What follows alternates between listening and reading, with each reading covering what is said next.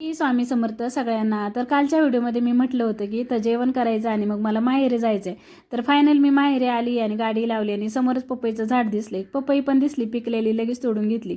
आणि इथं आबोलीला किती फुलं आलीत बघा. म्हटलं गजरा करायला काय टाईम नाही वाटतं सासू सुनांना. तर आता हा चोर बघा सार्थक पुढं आला होता खाऊची पिशवी घेऊन आणि कॅडबरी घेऊन खायला पण सुरुवात केली होती. आता मी त्याच्या जवळ आल्यावर बघा कसा तोंड लपवतोय, चल चल म्हणत होते त्याला. आता आत्तूने आणलेला खाऊ चालतो आम्हाला, पण आत्तूकडे बघायचं नसतं, आत्तूसोबत बोलायचं पण नसतं. असं आगापूर गे बघा आमचं. त्याच्यानंतर सोनालीने आमच्यासाठी इथं मस्त चहा बनवला होता. इथं सगळेजण चहा पित होते गप्पा मारत मारत.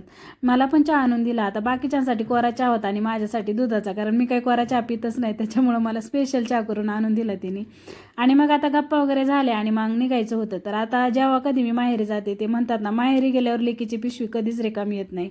तसंच असतं. आता इथं ना घराच्या अगदी जवळ 1-2 गुंठ्यामध्ये ना आई भरपूर भाजीपाला लावते. आता ही फ्लावर आहे, हिच्याकडे बघून वाटते का तुम्हाला ही फ्लावर आहे? काय झालं काय माहिती. हे म्हणले काय नको घेऊ तसली फ्लावर. मग मी तिला म्हटलं की मला फक्त कोबीज दे, फ्लावर नको देऊ. आता इथं थोडेसेच 10-12 गड्डे लावलेत कोबीचे, तर त्यातला म्हणलं एकच दे. आमच्या घरी काय कोबी जास्त कोणी खात नाही. आता जेव्हा जेव्हा मी माहेरी जाते ना तेव्हा तेव्हा माझी भाऊजी असं करते बरं का. दररोज गेलं ना राहा तिचा खूप आग्रह असतो आणि मग नाही राहिलं ना मग काय जो काही शेतात भाजीपाला आहे ना अगदी गम्याला घेणार, वेळा घेणार आणि सगळं काय आहे नाही ते सगळं आम्हाला काढून देणार अगदी व्यवस्थित. लोकांच्या भावजायांसारखं नाही बरं का. तसं तर आपलं म्हणतात ना एका हाताने टाळी वाजत नाही. आपण सुद्धा नातं आपल्या बाजूने सुद्धा मेंटेन ठेवावं लागतं, तेव्हा ते समोरून मेंटेन राहिलं जातं, हो की नाही. तर आपण तिच्याशी चांगलं वागलं तर ती पण आपल्याशी चांगलीच वागणार. आणि खरंच अशी भावजय भेटायला ना नशीबच लागतं बरं का. आता तुम्ही म्हणाल भाजीपाला काढून देते म्हणून म्हणते का काय, तसं नाही. पण पाठीमागं मी एप्रिल महिन्यामध्ये माझं ऑपरेशन झालं ना त्यावेळेस मी तिथं होते ना 15 दिवस. तर जेवण, नाश्ता, चहा, पर अंडी उकडून द्यायची 7 वाजता, सोलून पाणी आणून द्यायची तोंड धुवायला. आता माझी कंडिशन म्हणजे मला चक्कर वगैरे यायची, त्याच्यामुळे तीच सगळं करायची. त्यामुळे आपलं माझ्या आजारपणात म्हणजे कळलं मला की किती छान स्वभाव आहे तिचा. अगदी राग नाही, काहीच नाही, अगदी हसतमुखाने सगळं काही करायची.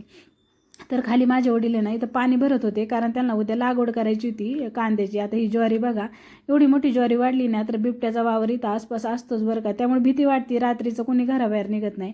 आता इथं आहे ना मी मोठे मोठे कांदे उपटून घेत होते, कारण जेव्हा आम्ही लहान होतो ना तेव्हा जेव्हा आमच्या वावरात अशी कांद्याची लागवड असायची तेव्हा गावातल्या बायका रोजाने यायच्या ना कांदे लावायला, त्यावेळेस त्या असायच्या ना त्यावेळेस आम्ही आवर्जून शेतात जायचो जेवायला आमची भाजी भाकरी घेऊन आईसोबत. कारण आहे ना फार मज्जा यायची. असं मस्त बांधावर बसायचं आणि कोवळी कोवळी कांद्याची पात किंवा मग भाजी असायची मेथीची, शेंडे शेंडे खुडून खायचे जेवताना, तोंडी लावायचे. किंवा मग असा वल्ला कांदा आहे ना असा माझे वडील अशा हाताने फोडून द्यायचे. एवढं भारी लागायचं ना मस्त काल्यासोबत असा वल्ला कांदा खायला. खरंच वावरात गेले आणि क्षणात लहानपणीच्या आठवणी अशा अगदी डोळ्यासमोरून ताज्या झाल्या. तर इथं सोनाली आता टोमॅटो तोडत होते. आता इथं टोमॅटो, वांगी, भेंडी, परत गवार. आता हे पेरूचं झाड आहे, आता याला पण पेरू यायला सुरुवात झाली. सोनाली म्हणत होती खूप गोड पेरू येत आहे न्या. तर तसं तर मी पेरू काय एवढं खात नाही, कारण मला लगेच सर्दी होती. पण आता तिचा एवढा आग्रह होता म्हणून आहे ना तिच्या समाधानासाठी 2-3 पेरू तोडले आणि खूप गोड आहेत. पाठीमागं एकदा मी एक खाऊन पाहिला होता, म्हटलं 2-3च घेते, जास्त नको, नाहीतर हे लगेच ओरडतील कशाला घेतले म्हणून. तर घोसाळी पण आली होती मस्त, 1-2 घोसाळी पण घेतली. म्हणलं थंडी गारठ्याचे दिवस आहेत, भजी करून खायला भारी वाटतील ना म्हणून. तर आता ती गेली होती तर हे तोडत होती माझ्यासाठी आळूची पानं. आणि माहेरचे आळू म्हणून की काय असं कौतुक नाही सांगत, पण खरंच काय काय आळूच्या वड्याने ना घशात असं कापल्यासारखं होतं. पण हे माहेरच्या आळूच्या पानाने अजिबात कापत नाही बरं का. त्याच्यामुळे फक्त इथल्याच पानांच्या वड्या करून मी खाते, बाकी कुठलीच आळू मी आणत नाही कधीच. तर एवढा सगळा भाजीपाला तिने माझ्यासाठी काढलाय बघा इथं गमेल्यामध्ये. आता हे सगळं आईने मला गमेल्यातला भाजीपाला एका बॅगमध्ये सगळं भरून दिलं. त्याच्यानंतर आता निघायचं होतं. तर आई तर मला हळदी कुंकू लावते. हळदी कुंकू लावून झालं आणि तिचा राहण्याचा खूपच आग्रह होता आणि खरं तर सुट्टी पण होती बरं का, राहू शकत होतो. मी ह्यांना म्हणत होते आपण राहू 1-2 दिवस नाही का, पण हे म्हटले नको नको, परत उद्या डबा कोण देणार. फक्त डब्याचं कारण देऊन त्यांनी काय मला तिथं राहूच दिलं नाही. म्हटलं आपण सगळे राहू आणि उद्या जाऊ. तर इथं सोनालीली मला नमस्कार केला आणि गाडीकडे आलो आणि इथं म्हणजे तिच्या लक्षातच राहिलं नव्हतं की आपण ताईला कोथिंबीर द्यायची विसरले. मग लगेच म्हणले नाही नाही थांबा मी कोथिंबीर घेऊन येते, वड्या करून खा. आता माझे वडील खाली कांद्याचं वावर वलवत होते ना, हे सगळं कांद्याचं रोप आहे ना ते तिकडे लावायचं आहे बरं का. तर इथं सगळं काही भाजीपाला तिने अगदी पार गाडीत आणून ठेवला सगळा. इथं आईनं सार्थकला पैसे देत होती खाऊसाठी. आणि हे बघा पिल्लू, याची बळच अशी पप्पी घ्यायला लागते, अजिबात माणसाच्या जवळ येत नाही, असं माणूस घाणं पोरगं बरं काही. बघा सगळं काही भाजीपाला अगदी गाडीत आणून ठेवलं आहे. आता म्हटलं चला भरपूर वेळ झाला आता निघतो आम्ही, म्हणून आता इथं चाललं आहे आमचं निघायचं काम.